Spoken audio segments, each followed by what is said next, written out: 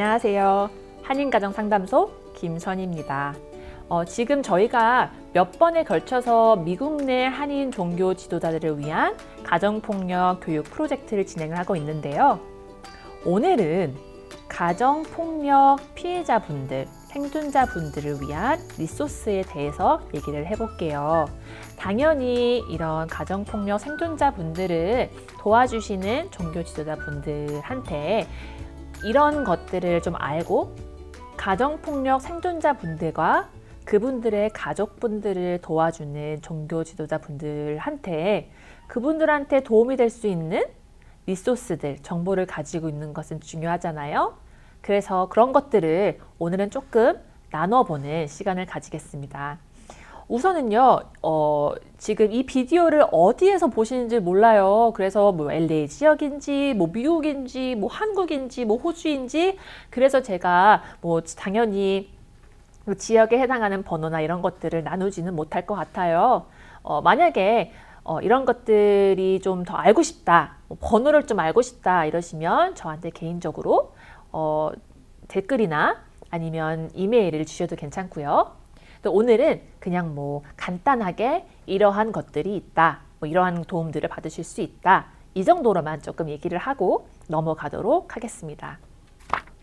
우선은요, 저희가 저번 비디오에서도 얘기를 했는데요. 가정폭력 생존자분들과 그분들, 그 가족분들의 안전 굉장히 중요하다고 얘기를 했죠. 가정폭력은 정도가 계속 나빠지고요. 그리고 그 끝은 살인이라고 했잖아요. 기억나시죠?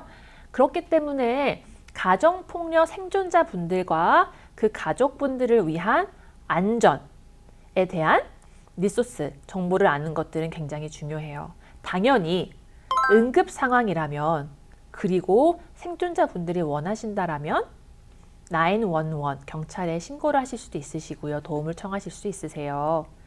가정폭력이라는 것은 공소시효가 없는 범죄예요.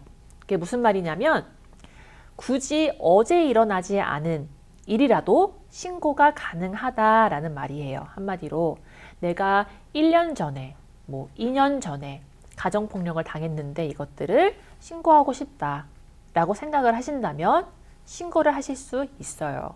다만 내가 가정폭력을 당했습니다라고 입증을 할 수 있는 증거가 필요하기는 해요. 아무튼 가정폭력 생존자분들과 그 가족분들을 위해서, 그분들의 안전을 위해서 제일 알아야 하는 것은 911 경찰에 신고하기입니다. 그 외에도요, 내가 지금 가해자와 떨어져 있는데 이 사람이 나를 언제 해야 할지 몰라서 두려울 때, 이러한 분들을 위해서요, 가정폭력 접근 금지 명령이라는 것이 있어요. 그게 뭐냐면 법원에 내셔서 이 가해자가 나를 가정폭력했으니, 폭력했으니 이 사람이 나에게 접근하는 것을 금지시켜 주세요라고 하는 법원 명령이에요. 그래서 가정폭력 생존자분들은 가해자에게 접근 금지, 가정폭력 접근 금지라는 법원 명령을 요청할 수 있고 법적인 보호를 받으실 수 있어요. 또 이제 만약에 가정폭력을 당하셨고, 그리고 지금 내가 살고 있는 이 상황이, 이 집이, 이 가족이 위험할 때에, 나에게 안전하지 않을 때에 지금 이 자리를 떠나야 하잖아요. 그렇죠? 그러면은 내가 떠나서 어디를 갈 수 있을까에 대한 질문이 굉장히 많아요. 많은 분들은 뭐 당연히 내가 알고 있는 친구나, 그리고 어떤 분들은요, 내가 다니고 있는 교회에서 생활을 하셨던 분들도 제가 봐왔어요. 이러한 곳들도 당연히 도움이 될 수 있고 너무나 좋아요. 하지만 어떠한 분들에게는 이러한 기회가 없을 수도 있고, 이러한 장소가, 내가 잠시 동안 머무를 수 있는 장소가 없는 경우도 있어요. 혹은 이런 장소들이 위치가 이제 다 알려진 곳이기 때문에 가해자가 찾아올 수 있는 확률도 있죠. 그렇기 때문에 이러한 상황에 계신 가정폭력 생존자분들과 그의 가족분들을 위한 응급보호소가 있어요. 영어로는 emergency shelter라고 하는데요. 이러한 것들은 보호소마다 다 다르기 때문에 제가 정확하게 몇 달입니다 라고 말씀을 드리긴 힘든데 보편적으로 뭐 3개월 정도 계시는 분들이 계시더라고요. 이렇게 응급보호소에 가셔서 잠시 동안 생활하시면서 도움을 받으실 수 있는 그런 리소스들이 있습니다. 이런 곳에는요, 우선은 장소가 비밀이 보장이 되어야 해요. 그렇기 때문에 그 보호소의 그 주소가 이렇게 막 알려지지 않아서 가해자가 알고 있는 내 친구의 집 주소나 뭐 교회보다는 조금 더 안전할 수 있을 것 같아요. 그리고 또한 그 보호소 안에 계시는 가정폭력 상담가 분들, 옹호자 분들이 있으시기 때문에 그분들한테 그 외에도 필요한 도움을 좀 받으실 수 있으시고요. 그리고요, 제가 저번에도 말씀을 드렸었는데 가정폭력 생존자 분들이 가장 어려워하시는 부분이 뭐냐면 경제적인 어려움이에요. 그래서 내가 지금 가정폭력이 심해서 내가 나 자신을 보호하기 위해서 나왔는데 내일 내가 어떤 것들을 먹고 살아야 할지, 내가 어떻게 나의 아이들을 지키고 먹일 수 있는지, 이런 가정폭력 생존자 분들과 그 가족분들을 위해서 준비된 그런 정부에서나 아니면은 뭐 정부가 아니더라도 저희 같은 기관, 단체들에서 받으실 수 있는 도움들이 있어요. 그래서 뭐 정부기관에서 받을 수 있는 그런 경제적인 도움도 사실은 있고요. 당연히 단기간이고 많은 정도는 아니지만 얼만큼은 정부에서 도움을 받으실 수 있는 단기간으로 그런 프로그램도 있고요. 그리고 사실은 그 주위에 찾아보시면 이제 가정폭력 생존자 분들이 경제적인 자립을 할 수 있도록 도와줄 수 있는, 가정폭력 생존자 분이 아니시더라도 내가 경제적인 어려움을 겪고 있다면 경제적인 자립을 할 수 있도록 도와주는 프로그램들이 꽤 있을 거예요. 그래서 그런 프로그램들을 보면 뭐 이력서를 작성하는 것부터 시작해서 아니면은 내가 만약에 이런 직업을 갖고 싶다, 내가 만약에 꽃꽂이를 하고 이러한 직업을 갖고 싶다라는 게 있다라면 그러한 직업 교육을 연결을 해주고, 그리고 어느 프로그램에서는 그런 직업 교육을 받을 수 있도록 경제적인 지원을 해주는 곳도 있더라고요. 이렇게 가정폭력 생존자 분들께서 경제적인 자립을 할 수 있도록 일자리를 마련해주고 일자리를 잡을 수 있도록 도와주고, 그리고 단기간으로 경제적인 보조를 해줄 수 있는 보조금을 주는 곳도 사실은 있다라는 거예요. 그리고 그 말고도 아이가 있는 분이라면 아이가 있는 가정을 위한 정부 보조금이 따로 있어요. 그래서 뭐 아이가 있으신 분들은 당연히 아이가 있으시면 더 들어가는 것들이 많잖아요. 그렇기 때문에 그런 분들은 또 따로 정부에 이런 보조금들을 신청할 수 있다라는 거예요. 많은 가정폭력 생존자분들이 또 어려워하시는 게 뭐냐면 바로 심리적인 그리고 감정적인 어려움들이에요. 제가 말씀을 드렸는지 기억이 잘 안 나요. 근데 가정폭력을 뭐 짧게든지 뭐 아니면 오래 경험하신 분들이 외상 후 스트레스 장애나 뭐 우울증이나 뭐 조울증 등등 굉장히 다양한 정신적인 어려움을 호소하시는 분들이 많아요. 그리고 가정폭력이라는 것 자체가 굉장히 나에게 심리적으로, 정신적으로, 감정적으로 어려움을 주는 폭력이다 보니까, 범죄이다 보니까 이런 일을 한 번만 겪었는데도 내가 밤마다 생각이 나고 너무 답답하고 울고 싶고, 이러한 뭐 당연히 정신적인 질환, 심리적인 문제까지는 아니지만 내가 지금 겪는 상황 때문에, 과거에 겪었던 상황 때문에, 폭력 때문에 이러한 어려움을 호소하시는 분들이 많은데요. 이러한 분들을 위해서 뭐 심리적인 상담이나 아니면은 가정폭력 상담을 해줄 수 있는 기관들도 있어요. 그렇기 때문에 그 주위에 가정폭력 상담을 받을 수 있는 곳이나 아니면 심리적인 상담을 받을 수 있는 곳을 미리 조금 알아 놓으셔서 이러한 어려움들을 갖고 계신 분들을 보았을 때에 이 전화번호를 주시는 것도 사실은 굉장히 도움이 될 수 있죠.